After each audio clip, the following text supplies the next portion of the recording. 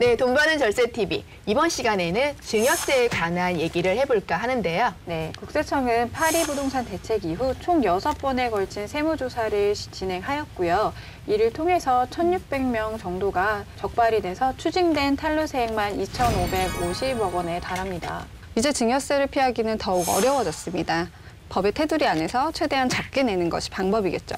네, 그래서인지 최근에 증여세 신고가 많아졌는데요. 증여세를 줄일 수 있는 전략, 사연과 함께 살펴보겠습니다. 네, 첫 번째 사연인데요. 저는 최근 분양가 9억 원이 넘는 아파트 청약을 아들 이름으로 넣었습니다. 운 좋게 아파트 청약에 당첨이 되어 기분이 좋은 것도 잠시 중도금 대출이 되지 않아 아들이 현재 가진 자금만으로는 취득할 수 없다는 걸 알게 되었습니다. 아파트도 아들 이름으로 취득을 하고 세금도 적게 낼 수 있는 좋은 방법이 없을까요? 네, 그리고 저는 추가로 아파트 세 채를 보유를 하고 있고 하나는 거주, 나머지 두 채는 임대를 주고 있는데요. 최근 부동산 가격이 급등해서 아파트 한 채당 10억 원이 넘어가면서 제가 가진 자산이 50억 원이 넘었습니다. 종합부동산세, 양도소득세, 세금 폭탄을 맞을 것만 같아 불안합니다. 저는 지금이라도 자녀에게 아파트를 증여하는 것이 좋을까요? 라는 사연입니다. 네, 오늘의 주제는 증여에 관한 부분인데요. 어떻게 하면 내가 힘들게 모은 재산, 세금을 조금 내고 자녀한테 증여를 해줄 수 있을지 사연자분 많은 고민이 되시겠어요? 그러면 증여세와 상속세 어떻게 다른지 기본적인 내용을 조금 정리를 해야 할 것 같은데요. 상속세와 증여세, 세율부터 한번 정리를 해볼까요? 네, 상속세와 증여세, 세율은 동일합니다. 받는 금액에 따라서 1억까지는 10%, 1억에서 5억까지는 20%, 5억에서 10억까지는 30%, 10억에서 30억까지는 40%, 30억을 초과하게 되면 50%를 세부담을 하거든요. 받는 금액이 커질수록 세부담이 커지는 누진세 구조입니다. 네, 상속세와 증여세 세율은 같습니다. 그런데 상담을 오신 대부분의 분들이 상속세와 증여세를 비교해서 상속세가 세금이 많이 나온다 이런 얘기를 많이 들으시고 저희한테 오세요. 상속세보다 사전에 증여하는 게 유리한 경우들이 있죠. 네, 상속세랑 증여세가 세율은 동일해도 대상 금액이 다르기 때문인데요. 증여세는 본인이 받은 금액에 대해서만 세금을 부과를 하지만 상속세는 몇 명이 받았는지랑 상관없이 돌아가신 분의 재산을 기준으로 세금이 부과되기 때문이에요. 그래서 증여세보다 상속세가 더 부과가 많이 될 수 있겠죠. 그래서 증여의 효과 또는 목적은 상속세로 50% 이상 세금을 낼 것이 확실할 때 사전 증여를 통해서 부모님의 재산을 쪼개받아서 전체적인 세부담을 줄이는 데 있습니다. 네, 재산이 30억을 초과하시는 분들에 대해서는 50%의 고율의 세율이 부과가 되는데요.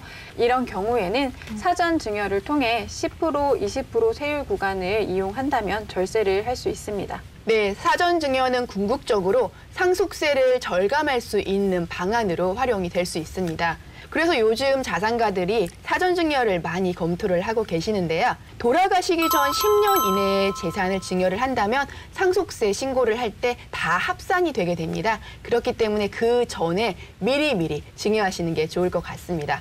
자, 그러면은 분양권에 당첨되신 사연자의 경우를 다시 돌아가서 한번 살펴볼까요? 네, 이렇게 청약에 당첨되신 분들은 자녀의 나이나 경제력, 혹은 사전증여 재산의 현황을 파악을 해서 취득하시려는 재산의 부족분을 먼저 파악을 하셔야 돼요. 그래서 그 부분에 대해서 증여세를 납부를 하셔야 됩니다. 만약에 신고를 하지 않으셨는데 나중에 적발이 된다면 신고하지 않은 금액에 대해 증여세랑 미신고 가산세, 그리고 납부불성실 가산세까지 큰 금액을 납부를 하셔야 돼요. 네, 분양받은 아파트 취득 자금을 자녀에게 증여를 해주겠다.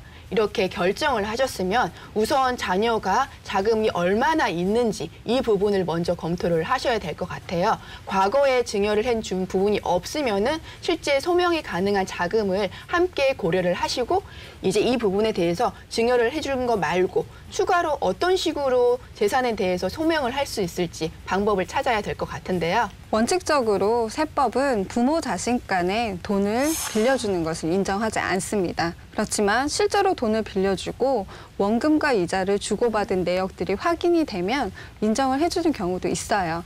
네, 정말 빌려주실 생각이 있으시고 자금 대여 거래를 해서 자녀가 실제 상환까지 할 수 있다면 이 방법은 되게 좋을 것 같은데요. 그런데 만약에 증여세 신고도 하지 않고 자금도 빌려주기 싫다. 그런데 부동산을 취득을 했다. 이러면 어떤 일이 생길까요? 자금 출처 조사를 받으실 수 있겠죠? 자금 출처 조사는 말 그대로 재산의 취득 자금이 어디서 났는지를 묻는 겁니다. 국세청은 개인이 일정 기간 신고한 소득 대비해서 재산이 많이 늘어나게 되면 그 차이 부분을 소명하라고 안내를 보내는데 이를 PCI 시스템이라고 합니다. 구매와 소비가 수입을 넘어서는 사람을 걸러내는 거거든요. 이를 통해서 증여세 탈루자, 소득세 탈루자를 적발하는 거죠.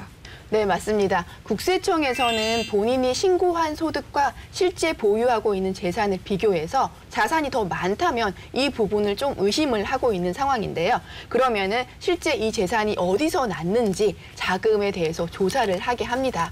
그렇다고 모든 사람이 부족한 자금에 대해서 조사가 나오는 건 아니고요. 자금 출처 대상 기준 금액이라는 게 있습니다. 이 금액을 조금 알아볼까요? 네, 자금 출처 조사 대상 배제 기준이 있는데요. 보시는 것처럼 굉장히 소액입니다. 게다가 현재 축소됐어요. 예를 들면 30세 이상의 세대주가 주택을 취득했을 때 이 주택이 2억 이하라고 하면 자금 출처 조사에서 배제됐었거든요. 근데 현재는 1억 5천입니다. 5천만 원이 줄었어요. 네, 요즘 주택 시세를 본다면은 증여세를 신고를 한다거나 고액 연봉자가 아니면 아무래도 자금 출처 조사가 나올 수 있다고 봐야 될 것 같은데요. 부족 자금이 있다면 반드시 대책을 세우셔야 할 것 같으네요. 자, 그러면은 사연자는 한 개만 궁금한 게 아니잖아요. 지금 현재 3주택자이십니다. 이분 같은 경우는 지금이라도 주택을 자녀한테 증여를 할까요? 라고 궁금해 하시는데요. 어떨까요? 이분은 증여를 해야 할까요? 사연과 같은 분들에게는 증여가 절세 효과가 크다고 봅니다. 당장의 보유세 부담도 줄이고 추후 양도세 부담도 또 줄이고요. 그리고 상속세까지 생각한다고 하면 지금 증여하시는 게 좋죠. 근데 정말 증여하실 생각으로 주셔야 합니다. 단순히 명의만 변경하시는 게 아니라요. 이분 지금 자산 상황을 보면 보유 부동산이 50억이 넘어가세요. 그러면 상속세를 한 20억 정도 예상하셔야 되거든요.